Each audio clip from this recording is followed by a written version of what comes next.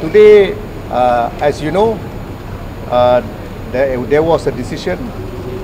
The decision is as to whether there is a prima facie case in relation to all the 4 charges plus the 21. Alright, 4 principal charges and 21 AMLA charges. Now, the court has found that the prosecution has proven a prima facie case in respect of all the charges. In respect of all 25 charges. If you were to ask me, what do we feel? We feel extremely disappointed. My client feel extremely disappointed because we have put up arguments that we thought would minimum require a serious consideration. That's number 1. Number 2, we feel that a lot of the evidence that has been considered by the judge are hearsay. This is probably one of the rare, or if not the only case, where hearsay evidence is taken wholesale. Everything that was said is taken wholesale. Now, without going into very much detail, I have, of course, we are going to prepare for the defense. We'll have to take the judgment and respect the judgment.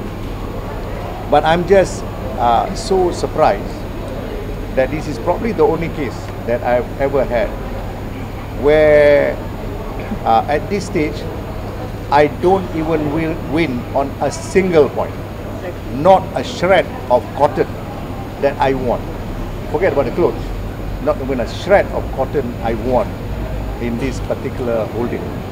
But we are not giving up. We are going to fight this case, and we are more determined because of the decision today. Alright, that is my short statement. Any question? Yes, that's right. Hearsay. Yes. Like during the other day, the judge for the attendant, and he said that what the FD and everything was hearsay. Right. Right. So how does this compare to that?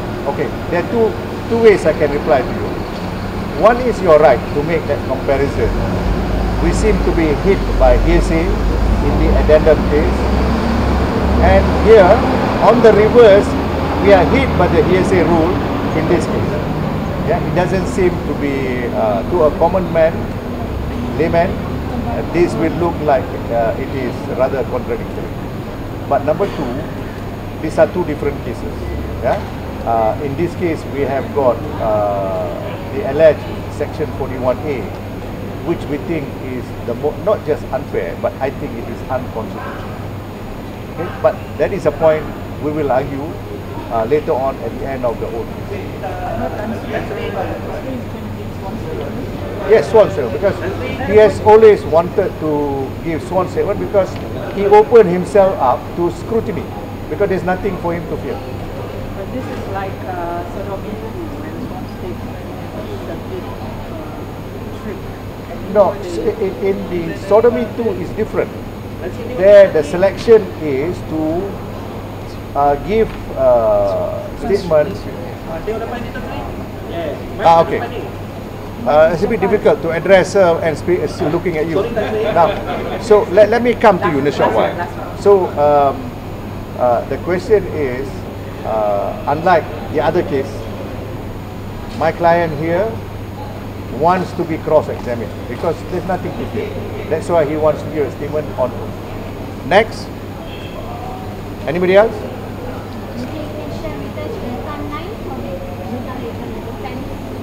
It starts on the 2nd of December. It starts on the 2nd of December, right? Okay. Let's see. I know it's a bit soon to ask, but do you know how many witnesses you're going to call? Minimum about 11. Minimum.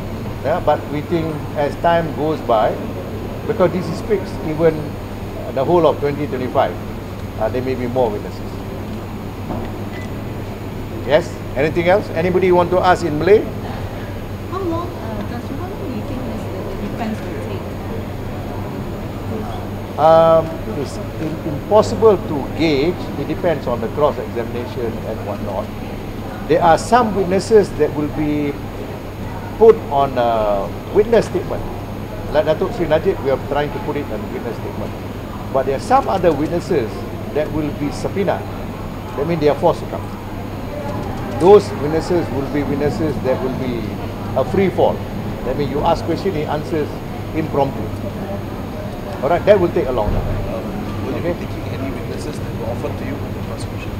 Yes, we have indicated. We have indicated already. Any other question? Those guys in front of me, you are so keen that I address you. Kena tanya lah soalan. Yes. Yes. Recently, Datuk Sri Najib apologized for all this. Can you say that loudly? I don't think they can hear because I can't hear. Okay, so recently, Datuk Sri Najib has apologized and coming up with today's decision, and with this decision to enter defense, how did you take it? Because he had apologized. Okay. Many of you, including a lot of politicians on the other side, some of you have innocently misinterpreted, but the politicians have purposely misinterpreted. Datuk Sri Najib apologized that the 1 MDB debacle happened during his watch. He's not saying that I did it. He's not saying that. He has to apologize because he's number one. Yeah, under the Westminster system, if you are the head of the government and a bad thing happened under your watch, you apologize. Among other things, you apologize. And that's what precisely he did. He did not apologize for those purposes in order to get a better result here. No. He thought that it was already due for him to apologize merely because it took place during his watch. Yeah? He's not saying he's guilty criminally or negligently or recklessly. Yes. Anything else? Let's see, why now? Why the timing of the apology after all this time? Yes. You see, he has given a statement in his civil trial pertaining to 1 MDB. He is being consistent after looking at all the documents.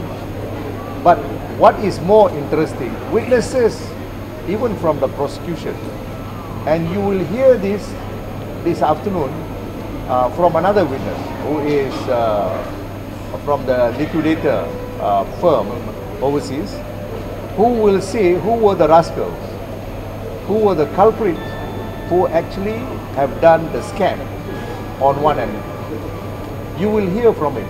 And he mentioned no name about Datuk Sri Najib.